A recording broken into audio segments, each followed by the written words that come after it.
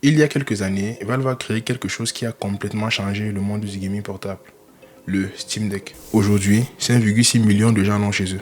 Parmi ces personnes, il y en a 38% qui considèrent le Steam Deck comme le device de gaming principal. Le Steam Deck, c'est 330 millions d'heures de gameplay, rien qu'en 2024.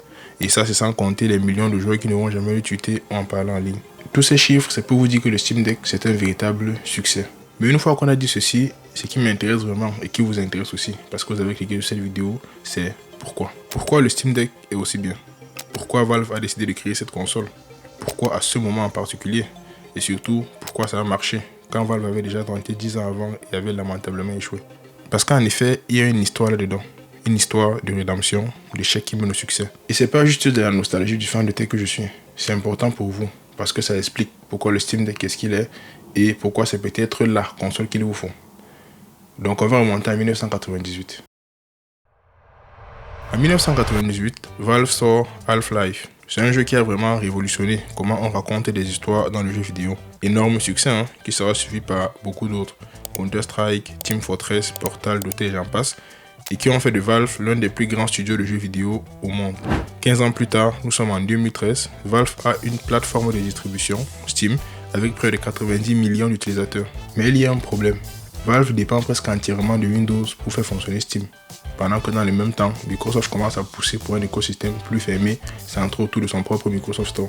Donc pour sécuriser son avenir et réduire ses dépendances à Steam, Valve décide de créer une alternative aux consoles de salon traditionnelles. Un PC de salon sous Linux et centré sur Steam. C'est cette vision qui donnera naissance au Steam Machine.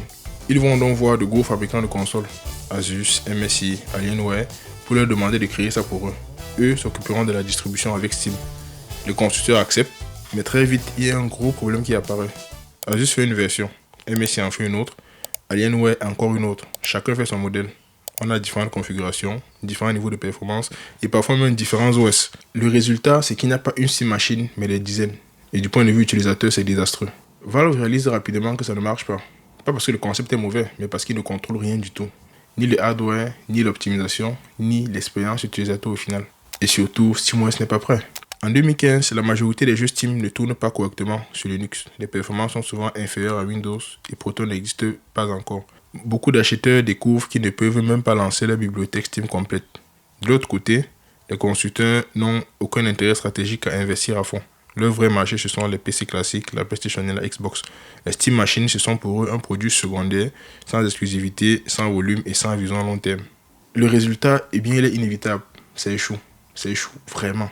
Les ventes sont faibles, la presse est tiède, le public ne comprend pas le produit, trop cher pour une console, trop limité pour un PC. Mais Valve en tire une leçon essentielle. Si tu veux créer un produit vraiment bon, tu dois contrôler le matériel, le logiciel et l'expérience utilisateur de bout en bout. Pas de compromis, pas de dépendance à des tiers. Et cette leçon-là, elle va tout changer. Quelques années plus tard, Valve a compris la leçon. Cette fois, ils ne vont plus voir 10 fabricants différents pour fabriquer le matos. Ils vont voir un seul partenaire, AMD. Et ici, il n'est plus question de prendre une puce existante. L'objectif maintenant, c'est de concevoir ensemble une puce sur mesure, pensée dès le départ pour un PC de jeu portable. AMD accepte et les deux entreprises ont créé un APU custom. C'est un processeur et un GPU sur la même puce. Assez puissant pour faire tourner de vrais jeux PC, assez efficace pour tenir plusieurs heures sur batterie. Pour la première fois, le matériel est exactement ce que Valve veut, mais il reste encore un gros problème. Le gaming sur PC, historiquement, c'est du Windows. Presque tous les jeux sont développés pour Windows, alors que SteamOS, c'est du Linux. Pourquoi Linux, me demanderez-vous? Eh bien parce que Linux, c'est gratuit, donc pas de coût de licence à payer. C'est open source, donc Valve peut tout contrôler de bout en bout. Et parce qu'il est plus léger, plus efficace et plus globalement plus adapté à un appareil portable. Le problème donc, c'est que les jeux ne parlent pas Linux, entre guillemets. Et là, Valve va faire quelque chose de radical. Ils ne vont pas demander aux développeurs de tout refaire. On l'a vu plus tôt, ça n'a pas marché. Ils vont créer Proton. Vous voyez Proton comme une sorte de traducteur ultra rapide. Le jeu, au moment de se lancer, va dire au système, j'ai besoin de Windows, je parle du Windows. Proton répond, pas de souci poto, je m'en occupe. Et il traduit les appels Windows en instructions sur Linux en temps réel. Pour le jeu, c'est invisible et pour le joueur, c'est magique. Et c'est là que le Steam Deck se distingue vraiment. Un Asus ROG Ally, un autre PC portable gaming, c'est du Windows. Et Windows, on connaît, des mises à jour partout, des launchers, des réglages particuliers jeu par jeu, c'est pas très user-friendly. Le Steam Deck, lui, c'est beaucoup plus simple. Tu l'allumes, tu choisis un jeu et tu le lances. On a une véritable expérience de console. Valve contrôle donc maintenant le matériel, le système, la compatibilité et l'expérience utilisateur avec, comme on l'a vu, l'API custom avec AMD, SteamOS et Proton. Tout l'écosystème est enfin sous leur contrôle. Mais même avec tout ça, ce n'est pas suffisant. Il manque une dernière chose, le bon moment. Juillet 2021, Valve annonce le Steam Deck et le timing est juste parfait. Pourquoi? D'abord le contexte. On est en plein Covid, les gens sont bloqués chez eux et ils veulent jouer, et pas seulement devant un bureau. La Nintendo Switch, c'est saturé. Rupture de stock partout, des files d'attente interminables, parfois 3 à 4 mois pour en obtenir une. Et surtout, pas possible d'y jouer des jeux PC. Il y a donc un vide, un besoin énorme, évident et non satisfait. Les joueurs veulent une machine qui est portable, qui est puissante et surtout ils la veulent maintenant. Et c'est exactement à ce moment-là que Valve arrive avec une réponse. Deuxième chose, la technologie est enfin prête. Proton a eu 3 ans pour se stabiliser. Les drivers AMD sont corrects, SteamOS 3 fonctionne bien, la technologie a enfin rattrapé la vision que Valve avait. Mais il se passe encore quelque chose de totalement imprévu. Est-ce que vous vous souvenez de la pénurie mondiale de semi-conducteurs? Entre 2021 et 2023, le monde a connu une grosse pénurie de semi-conducteurs. Les usines ont ralenti, les chaînes logistiques ont explosé et les puces sont devenues rares. Valve prévoyait initialement une sortie en décembre 2021. À ce moment-là, les précommandes ont immédiatement explosé. Mais à cause de ce problème de semi-conducteurs, ils doivent repousser la sortie à février 2022, 3 mois de plus. Ces 3 mois supplémentaires, c'est certes un retard, mais c'est aussi plus de temps pour les développeurs. Plus de jeux optimisés Steam Deck, c'est plus de correctifs côté AMD, et c'est Proton qui gagne en stabilité, en compatibilité et en performance. Ce qui aurait pu être un désastre est au final devenu un avantage produit. Et le plus fou dans tout ça, c'est que les commandes, elles restent absolument massives. À un tel point où des files d'attente se créent, des files d'attente de près de 6 mois. Les gens attendent 6 mois pour une console qu'ils n'ont même pas encore vue. Et c'est à ce moment-là que Valve réalise que le Steam Deck, ce n'est plus un pari, c'est une certitude. Les gens la veulent vraiment. Ils veulent vraiment une console comme le Steam Deck. Avance rapide, on est en 2025. Le Steam Deck a eu le temps de bien s'installer. Et entre temps, Valve a même sorti une seconde version, le Steam Deck OLED, dont on parlera plus tard dans la vidéo. Et maintenant la vraie question, la question pour laquelle vous êtes là depuis le début, est-ce que la console a réellement tenu ses promesses? Ça fait 5 mois que j'utilise le Steam Deck. 5 mois qu'il est devenu mon device de gaming principal. Et avant de commencer le test, je souhaite vous parler un petit peu de mon profil de joueur. Moi je ne suis pas un gros joueur hardcore, nerd, geek ou tout ce que vous voulez. Je joue peu, mais souvent, et principalement sur mobile. J'ai longtemps hésité à prendre une console.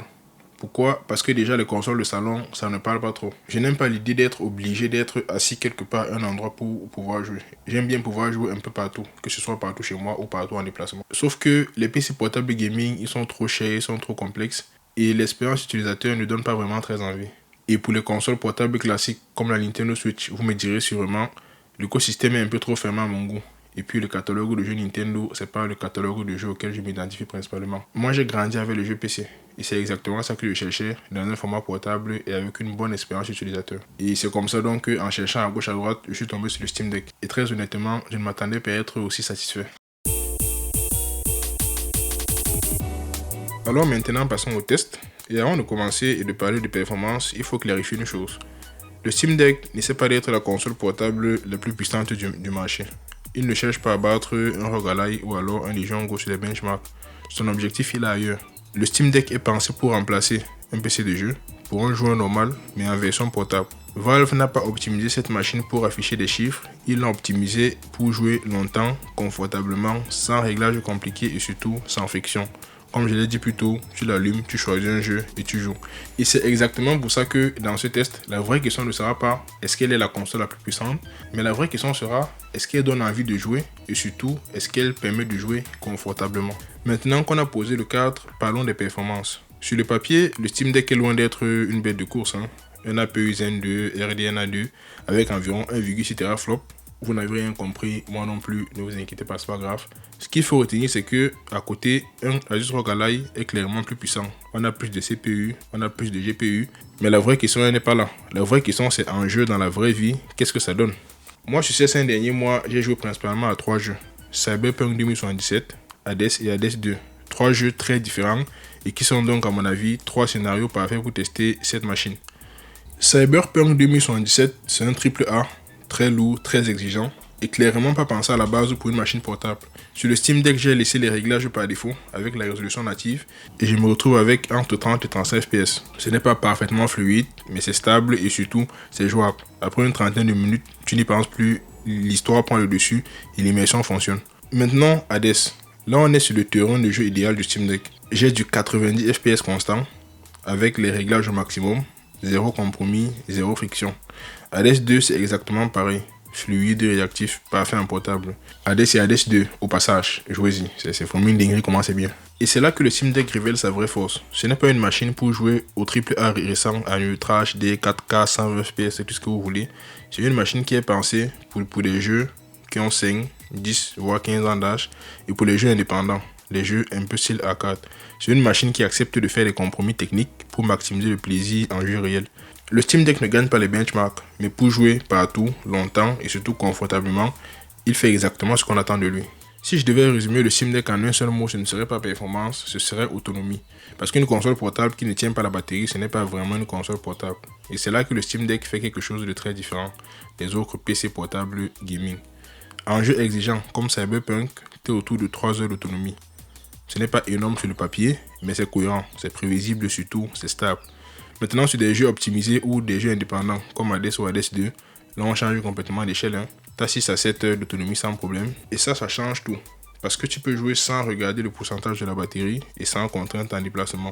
Et c'est exactement pour ça que l'autonomie, c'est un vrai game changer sur le Steam Deck. Et justement, en parlant d'autonomie, c'est le moment de répondre à la question que tout le monde se pose. LCD ou OLED? Valve propose aujourd'hui deux versions du Steam Deck. Elles font grosso modo la même chose, les mêmes jeux, les mêmes performances. La différence, elle est ailleurs. D'abord au niveau de l'écran.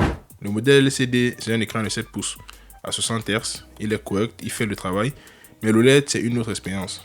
Écran de 7,4 pouces, 90 Hz, noir profond avec un contraste infini. Chaque pixel émet sa propre lumière et ça se voit immédiatement en jeu. Dans des jeux comme Hades ou Cyberpunk avec des ambiances assez sombres, l'OLED change vraiment la perception. Ce n'est pas juste un détail technique, c'est vraiment un confort visuel permanent. Ensuite, la batterie. L'OLED embarque une batterie plus grande, 50 Wh contre 40 Wh sur les LCD. En pratique, ça donne entre 30 et 50% d'autonomie en plus, selon les jeux. Et pour une console portable, c'est énorme. Il y a aussi des améliorations plus discrètes mais importantes au quotidien. Le Wi-Fi 6E, un Steam Deck légèrement plus léger, un refroidissement un peu plus silencieux. Rien de révolutionnaire pris séparément, mais mis bout à bout, l'expérience sur la version OLED est clairement meilleure. Du coup, laquelle acheter? Le modèle LCD fonctionne très bien. Si vous êtes obligé à serrer, vous ne ferez pas une erreur en l'achetant. Mais si vous pouvez vous le permettre, moi je vous recommande vraiment la version OLED. Ce n'est pas plus puissant, mais c'est juste la version la plus aboutie du Steam Deck. Et en plus, ça vient de base avec 512 Go. Maintenant qu'on a vu la version à acheter, il reste une question essentielle. Est-ce que ça dure vraiment dans le temps? D'abord, niveau matériel, le Steam Deck, ce n'est pas une console fragile. Le châssis est solide, les sticks tiennent bien, les boutons vieillissent correctement. En 5 mois d'utilisation quasi quotidienne, je n'ai eu aucun problème majeur. Mais la vraie force du Steam Deck, ce n'est pas le hardware, c'est le software. Valve met à jour SteamOS en permanence. Des corrections, des optimisations et des nouvelles fonctions. La console s'améliore avec le temps, et pas l'inverse. Et surtout, Valve a fait un choix rare. Le Steam Deck est réparable. Vous pouvez changer la batterie, le SSD, les sticks. Et certaines marques en ligne comme iFixit fournissent des pièces et les guides sont publics. C'est une console pensée pour durer, pas pour être remplacée au bout de 2 ans.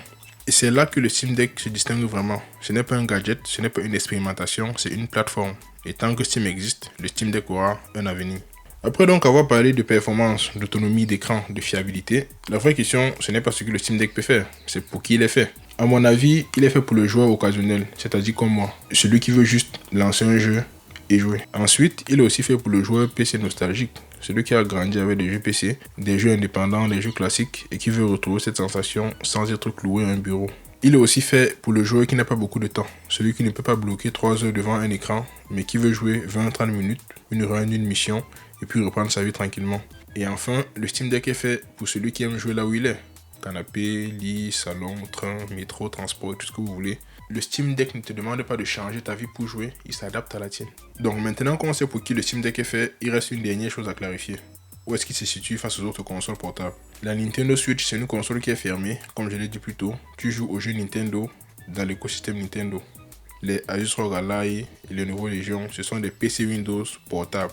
Ils sont puissants, ils sont flexibles, mais ils sont pensés comme des PC qu'on a juste miniaturisés.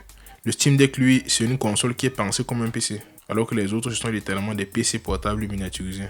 Tout ça, c'est pour vous dire que, aujourd'hui, pour un joueur PC occasionnel, le Steam Deck reste à mon avis l'option la plus cohérente. Et ça même sans se basant uniquement sur mon expérience. Parce qu'en réalité, le Steam Deck, ce n'est pas que ça. Le Steam Deck, c'est aussi le mode bureau qui donne la possibilité d'utiliser le Steam Deck comme un vrai PC de bureau. C'est Linux, donc la possibilité de bidouiller et de faire à peu près ce que vous voulez de la console. C'est la possibilité de lancer des launchers alternatifs pour jouer à des jeux non Steam ou alors à des jeux rétro. C'est la possibilité de remote streamer des jeux de son PC fixe, beaucoup plus puissant pour jouer avec des bien meilleurs graphismes sur la console. C'est la meilleure ergonomie parmi les autres consoles portables sur le marché. C'est la mise en veille ultra efficace qui vous permet de mettre votre Steam Deck en veille et revenir plusieurs jours plus tard, continuer comme si de rien n'était sans perdre beaucoup de batterie. C'est les promotions Steam ultra régulières pour avoir des jeux à des petits prix très souvent. Il y a tellement de choses à dire sur cette console, mais pour que la vidéo ne fasse pas 3 heures, je vous mets en description des liens vers d'autres youtubeurs qui en parlent dans des vidéos et que vous pouvez regarder pour approfondir. On a parcouru quand même pas mal de chemin. De 1998 et Half-Life, à 2015 et l'échec des Steam Machines, 2021 et l'annonce du Steam Deck, 2022 et le lancement dans la pénurie, et maintenant 2025. Tout ça pour essayer de comprendre pourquoi Valve a créé cette console. La réponse est que Valve a réalisé quelque chose. Le gaming sur PC c'était lié au bureau, à la chaise des gamers, à la maison. Et ça n'avait pas de sens. Pourquoi pour jouer à des jeux PC on devrait être obligé d'être assis à un endroit, à un bureau ou bien à la maison? Pourquoi les joueurs Nintendo peuvent jouer à les jeux Nintendo Switch n'importe où, mais pas les joueurs PC? Valve a décidé de corriger cette injustice et ils l'ont fait de la seule façon qui fonctionnait, en contrôlant tout de bout en bout. Mais Valve ne s'arrête pas là. En novembre 2025, quelques semaines à peine avant cette vidéo, Valve a annoncé quelque chose qui a surpris tout le monde. Une nouvelle Steam Machine. Oui, 10 ans après l'échec de 2015, Valve relance le concept mais différemment. C'est un PC de salon, basé sur SteamOS et pensé pour faire tourner de gros jeux à des grandes résolutions et de grosses fréquences d'image, sortie prévue début 2026. Pourquoi c'est important? D'abord, en plus de la nouvelle Steam Machine, Valve a également annoncé un nouveau Steam Controller et un casque VR appelé Steam Frame. C'est un signe clair que Valve ne voit pas le Steam Deck comme une fin, mais comme le début d'un écosystème hardware SteamOS élargi, avec une machine de salon prévue pour début 2026. Deuxièmement, cette fois ça devrait fonctionner. Pourquoi? Parce que Valve a maintenant l'expertise. SteamOS est stable, Proton est mature, et surtout, Valve contrôle le hardware. Pas de partenariat tiers, pas de fragmentation, juste Valve avec sa vision, son design et son écosystème. Et il y a quelque chose de plus profond. Valve a créé une catégorie entièrement nouvelle. Avant le Steam Deck, c'était simple. Tu avais des consoles, Nintendo Switch, PlayStation et Xbox, et tu avais un PC. Maintenant, tu as une troisième option. Un PC portable, entièrement ouvert, entièrement optimisé et entièrement soutenu. Et c'est ce qui va définir le gaming des prochaines années. Pas juste le Steam Deck, mais l'idée que le Steam Deck représente. Que tes jeux, ce n'est pas un lieu, c'est un appareil. Donc, verdict final de la vidéo.